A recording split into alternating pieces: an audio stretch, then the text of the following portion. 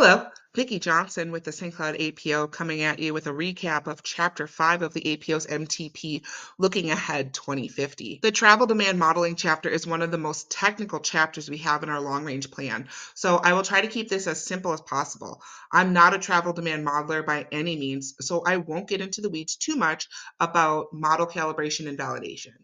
Again, the purpose of this video is to provide a brief overview of the chapter. A travel demand model is a tool transportation planners use in order to help us understand how a transportation network functions. The model uses trip generators, such as a single family home or apartment complex, and connects them to various trip attractions, such as schools, employment centers, or shopping centers, using the quote, most efficient route possible. Using this computer simulation software, transportation planners are not only able to understand our current system, but are also able to reasonably forecast future travel patterns based on population growth and land use. The model is programmed with a ton of data, everything from the roadway network to population to the number of jobs and the enrollment data of schools.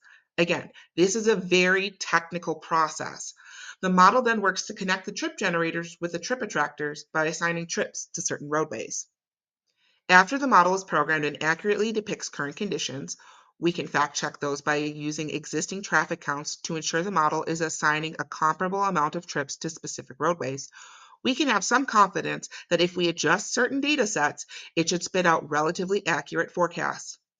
Once the first model run is completed, the 2020 model, we can then run some scenarios, like what happens if our region continues to grow, but we do absolutely nothing to the existing system, meaning no new additional roadways or added capacity to the network. What happens then?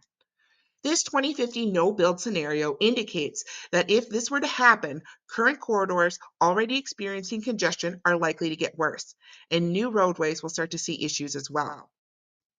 Comparing the 2020 base year model results to the 2050 no-build results, we can see that the number of lane miles either approaching or over capacity has increased from 4% to 13.4%. Chapter 5 further explores various model outputs, including the forecasted vehicle miles traveled, VMT, vehicle hours traveled, VHT, and travel delay. Overall, Chapter 5 really asks the question, what are we going to do to address future congestion issues? While there are many options out there to address congestion, one option that is further explored in Looking Ahead 2050 is infrastructure investments. But make no mistake, there is no true way to build our way out of congestion. Chapter 5 concludes with some future considerations, much of which cannot be reflected in our travel demand model process.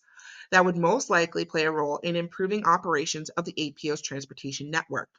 And those are the highlights from Chapter 5. Want to learn more? Be sure to download the chapter from our website. Thanks for watching.